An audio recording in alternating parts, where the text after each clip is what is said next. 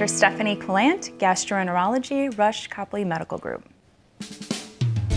For me, I always was interested in medicine, so going to medical school wasn't a far shot of a thought, but when I started medical school, the field of gastroenterology was always so interesting for those first couple of years where you're learning the science aspect.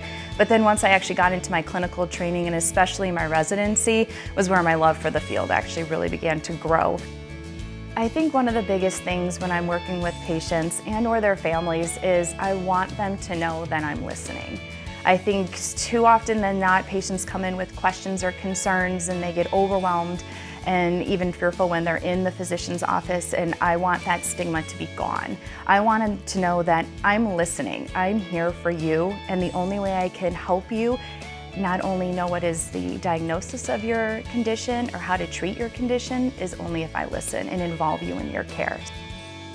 So some of the basic things that people know gastroenterologists for are obviously colon cancer screenings, that's our big one. However, there are numerous conditions of the upper GI that we see. With the acid reflux population, Barrett's esophagus screening is something that we do. Unfortunately, with ibuprofens and aspirins, we are not shy to those who may experience ulcers in the stomach. We treat those. All the way to your more chronic conditions like your inflammatory bowel disease, Crohn's, ulcerative colitis, and all the way to IBS, so your irritable bowel syndrome. One clinical interest I have is non-alcoholic fatty liver disease, or patients may know that as fatty liver disease.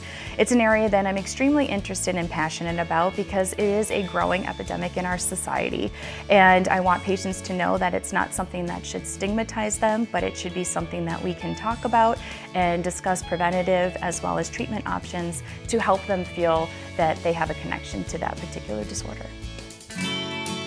I think my greatest reward with working with patients, as I've mentioned previously, is that relationship. When you walk in the room and you see your patient light up because you're doing something to help them, because you listened to them, that's when I know that it's all been worth it.